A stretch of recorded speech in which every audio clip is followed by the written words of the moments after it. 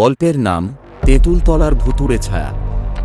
আমাদের গ্রামে এক অদ্ভুত ঘটনার পর থেকে সবকিছু বদলে গেছে। ঘটনা শুরু হয়েছিল তেঁতুলতলা পুকুরের ধারে, যেখানে একদিন ৩ জন যুবক একসাথে আত্মহত্যা করে। খবর বেরিয়েছিল যে তারা সবাই একে একে তেঁতুল গাছের নিচে ফাঁসিতে ঝুলেছিল। পুলিশ বা অন্যান্য তথ্যসূত্র থেকে জানা যায় তাদের মৃত্যু একদিনের মধ্যে একে একে ঘটেছিল, কিন্তু কোন কারণ ছিল না। গ্রামের মানুষের মধ্যে তখন নানা ধরনের সন্দেহ ও আতঙ্ক তৈরি হয়। তাদের মৃত্যুর পর থেকে এলাকার পরিবেশ খুব অদ্ভুত হয়ে গেল। চায়ের দোকানে, পাড়া মহল্লায় আর আগের মতো ভিড় দেখা যায় না। সবাই দ্রুত কাজে চলে যায় এবং রাতের অন্ধকারের আগেই বাড়ি ফিরে আসে।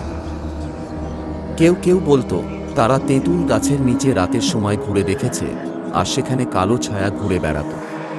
স্থানীয় বৃদ্ধেরা বলতেন তেঁতুল গাছের নিচে যাইলে আত্মা এসে মনের ভিতর ঢুকে যায়, আর সেটা আর বের হয় না। একদিন আমি আর আমার বন্ধু মাহিন ঠিক করলাম রাতে ওই গাছের পাশে যাব। আমাদের মধ্যে সাহস ছিল না, কিন্তু কৌতূহল অনেক ছিল। রাত গভীর হয়ে আসতেই আমরা তেঁতুল গাছের কাছে পৌঁছালাম।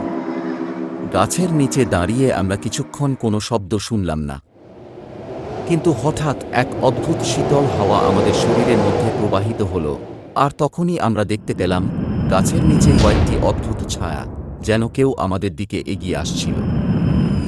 মাহিন ভয় পেয়ে আমাকে ধরল এবং বলল, আমরা এখান থেকে চলে চল, কিছু ঠিক নয় এখানে। তার কথা শেষ হওয়ার আগেই সেই ছায়াগুলো আমাদের দিকে ছুটে আসতে শুরু করল। ভয়ঙ্কর এক শব্দে গাছের শাখা প্রশাখা ঝাঁকুনি দিয়ে উঠল, আর তার মাঝে আমাদের মনে হলো যেন সেই ৩ যুবকের আত্মা গাছের সাথে বেঁধে রয়েছে। আমরা প্রাণপণে দৌড়ে গ্রামে ফিরে এলাম। পরের দিন আমরা গ্রামবাসীদের বললাম আমাদের অভিজ্ঞতার কথা, কিন্তু কেউ বিশ্বাস করল না। সবাই বলল, তোমরা ভয়ে পাগল হয়ে গেছো, কিছু নেই। তবে যে পরিবেশটা গ্রামে তৈরি হয়েছে সেটা সত্যিই ভয়াবহ ছিল। চায়ের দোকানে চুপচাপ ভিড় কমে গেছে, সড়কগুলো জনশূন্য হতে শুরু করেছে। তবে কেউ কিছু বলতো না, মনে হয় সবাই ভয় পায়। এরপর থেকে তেঁতুল গাছের আশপাশে আর কেউ রাতে যেতে সাহস পায় না। গ্রামের পরিবেশ থমথমে হয়ে গিয়েছিল, যেন সেই ৩ যুবকের আত্মা এখনো গাছের নিচে চুপচাপ অপেক্ষা করছে এবং আমাদের গ্রামটিকে সারাক্ষণ ভয়াবহ আঁধারের মধ্যে ডুবিয়ে রাখছে।